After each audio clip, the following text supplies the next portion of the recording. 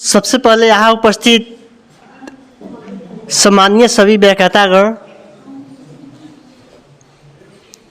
सभी के चरणों में मैं दंडवत स्पर्श करता हूँ और हमारे जितने भी सहपाठी हैं उनका नमस्कार करता हूँ और जितने भी नए प्रशिक्षुगण आए हैं जो हमारे भाई और बहन हैं, उन सबका जब आपका स्वागत कार्यक्रम हुआ था तो हम नहीं उपस्थित थे, तो सबसे पहले आप सबका हम तहे दिल से स्वागत करते हैं, अभिनंदन करते हैं इस संस्था में। आज हमारा संविधान दिवस मनाया जा रहा है। इस मनाने के पीछे एक बहुत बड़ा एक परिप्रेक्ष्य रहा है। आप देखें 2015 से पहले जो मनाया जाता था, ये विधि दिवस, कानून दिवस के रूप में मनाया जाता था। जो हमारा संविधान दिवस है, इसके पीछे एक बहुत बड़ा एक उद्देश्य छिपा है।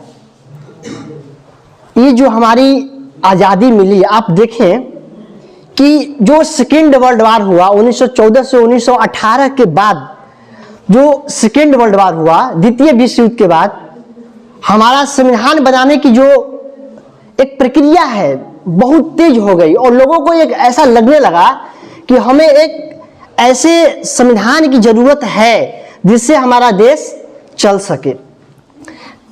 यथावत क्रमबद्ध तरीके से आंदोलन चलते रहे, लगातार संघर्ष जारी रहा। 1915 में गांधी जी का आगमन हुआ, 1916 में पूरे भ्रमण किए, इसके बाद 1917, 18, 19, 20 असहयोग आंदोलन, इसके बाद 1930 में सविनय अवज्ञा आंदोलन, लगातार क्रमबद्ध आंदोलन चलते रहे। और जो 1935 में हमारा जो एक्ट आया, भारतीय शासन अधिनियम 1935, उसी के आधार पर हमारा संविधान की मूलभूत जो इकाई तैयार की गई।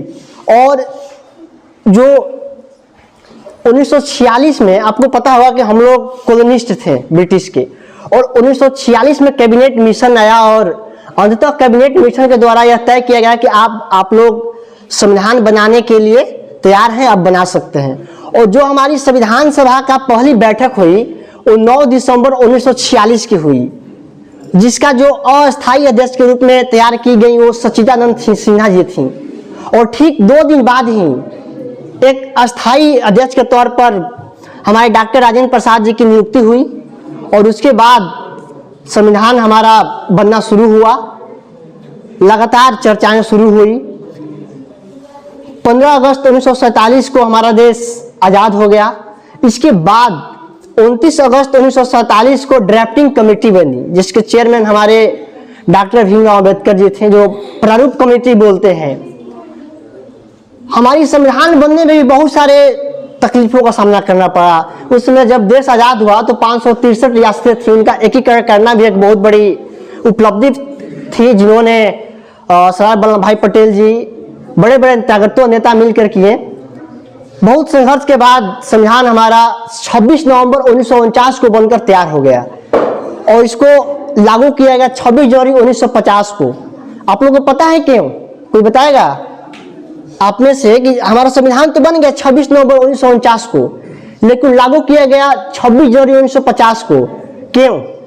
क्योंकि अच्छा बताइए। क्योंकि 26 जनवरी 1930 को पहली बार स्वतंत्रता दिवस मनाया गया था और उस दिन झंडा फहराया गया था। हाँ, बिल्कुल सही। उसी दिवस को यादगार बनाने के लिए 26 जनवरी 1950 को। हाँ, बहुत बढ़िया, वेरी गुड। यही बात था कि जो 1930 से ही हमारे भारतीय जो लोग थे, अपने पूरे जनमानस में अपने घरों पर स्वतंत्रता दिवस जो है 26 जनवरी को ही मनाते थे।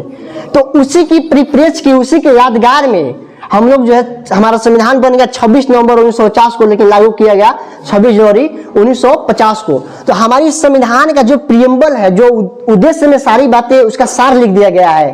तो संविधान दिवस इसलिए मनाते हैं कि समय समय पर हम अपनी उत्तरदायित्व, जो देश के प्रति हमारा उत्तरदायित्व है, जो नियम है, कानून है, जो हमारा एक नागरिक होने के नाते उत्तरदायित्व, आप लोग पढ़िएगा अभी कि हमारा बीसीएफ, आप लोग अभी आए हैं, पढ़िएगा, जो हमारा बीसीएफ 2005 भी ये बात करता है, सॉरी एनसीएफ 2005 भी बात करता है कि हमें एक ऐसे नागरिक के तौर पर तैयार किया जाना चाहिए जो एक उत्तरदायित्व हो, जो हम अपने समाज के प्रति उत्तरदायित्व हो, देश के प्रति उत्तरदायित्व को सौंपे। इसलिए हम समय समय पर अपनी आज के परिप्रेक्ष्य में देखें तो हम अपने उत्तरदायित्व को धीरे धीरे भूल रहे हैं। इसीलिए हमें संविधान दिवस की जो बनाने की जो जरूरत है, इसीलिए है कि हम सब इसकी मूलभूत इकाइयों को समझें, इसके उत्तरदायित्व को समझें।